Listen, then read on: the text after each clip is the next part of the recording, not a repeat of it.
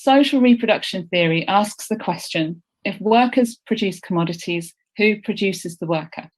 So social reproduction theory is really about the social processes that produce labour power as a commodity and how the production of labour power is connected to and imbricated with the social processes that produce other commodities. So social reproduction theory's methodologies and operative concepts. Is this person talking about how, like, is this person doing a backhanded into like, I mean, social reproduction? Is this person, like, hang on, I just want to go back and like look at what she, because there was social reproduction theory asked the question is really about how the production of labor power is connected to something else. So social reproduction theory is about the production of labor power. What do we think she means? Social reproduction theory is about the production of labor power. Kurt says, I think that it's the laborer does not exist without society creating the laborer. Yeah, but I'm going one step further. I agree with you, Kurt.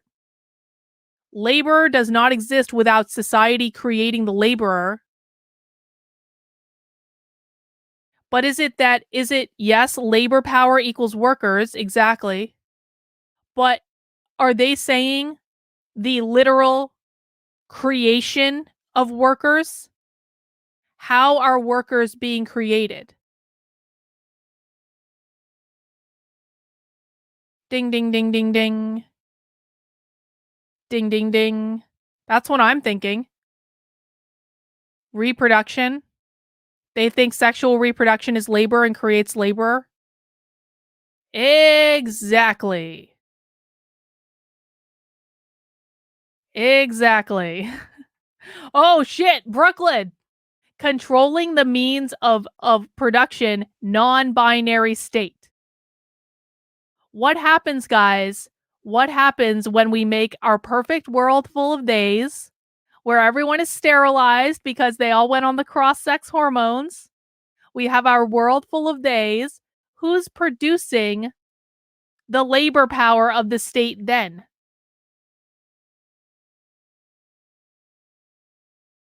Kurt says, I think it's the social role worker. She means asexual reproduction. She's in beyond non-binary time. That's exactly, I'm tracking on that, Kurt.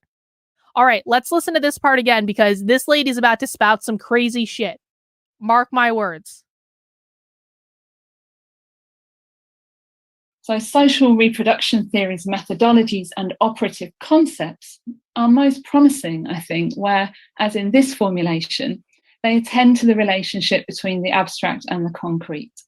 Indeed, Bhattacharya is most compelling when she suggests how, quote, the process of accumulation seeks to organize and shape social categories of race, sexuality, and gender. Or, as another leading theorist of social reproduction, Cinzia Arruzza, puts it, quote, the logic of capitalism is pervasive. That is, it has the capacity of colouring all other social relationships, which is one of the grounds for speaking of a contradictory and articulated moving totality, end quote. And I think formulations like these helpfully avoid economistic understandings of capitalist domination, which tend to miss that economic relations are social relations. But SRT is more often emphatically economistic.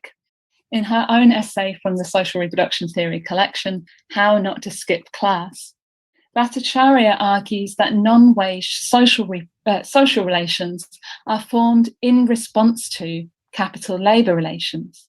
Non-wage. Hang on, let me just rewind this so you can see it on the hang on. Where was it? Shit. There it is. Non-wage social relations outside of, hang on, are a response. Where the heck was it? This is important. Let's listen again.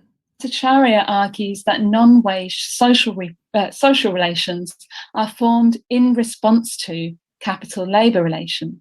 Non-wage social relations are formed in response to capital-labor relations. What do you think she means by that? Non-wage social relations are formed in response to capital-labor relations. She means the biological family. What these people think is that children, because children are considered to be private property of their parents, then children are being exploited by their parents for profit. This is like, it goes back to like, we know when kids were in coal mines and stuff like that. This is abolish the family stuff. It's just abolish the family in code. Shauna says, as someone who has had family meals with communists and understands they mean your family, never theirs. That is a really good point, Shauna. Like rules for thee, but not for me. Thank you for that. It's all about getting rid of the family. That's exactly right.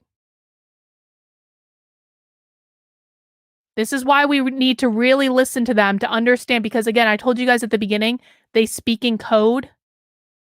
This is why we need to really read between the lines with what they're saying. She writes, the social relations outside of wage labour are not accidental to it, but take specific historical form in response to it. For instance, the gendered nature of reproduction of labour power has conditioning impulses for the extraction of surplus value.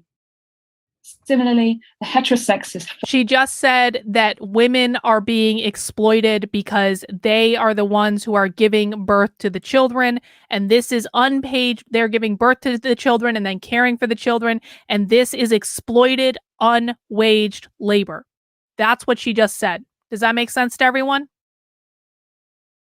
Form of the family unit is sustained by capital's needs for the generational replacement of the labour force.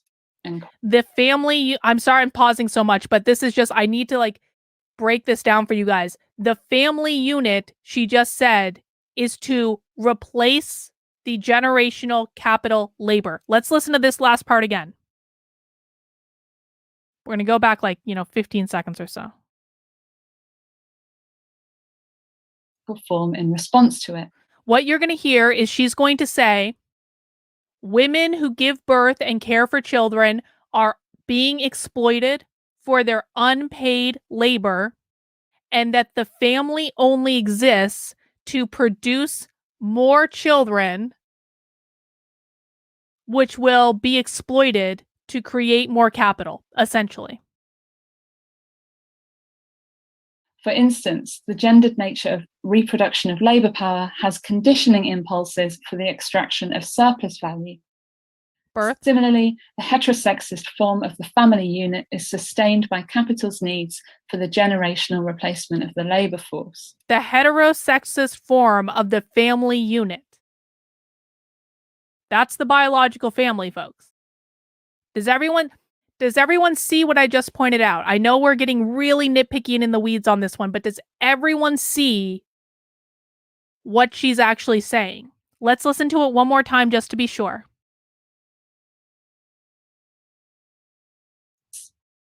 The social relations outside of wage labour are not accidental to it, but take specific historical form in response to it.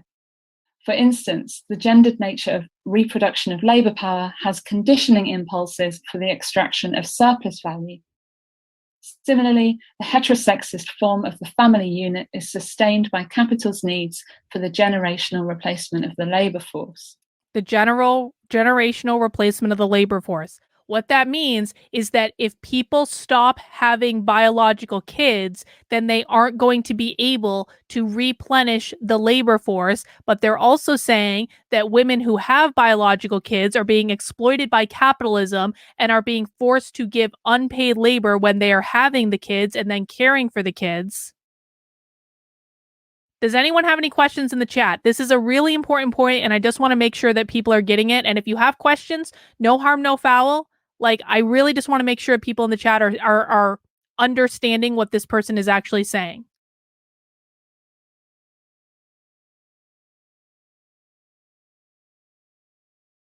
And sorry, I'm just taking a quick pause. And guys, please mount that like button. You're watching Socialism Saturday. We do this on Saturdays at 6 p.m. It's fun times. I'm about to open a beer. Jackie said these people speak like robots, not human. Well, no, they speak in code and they have a different.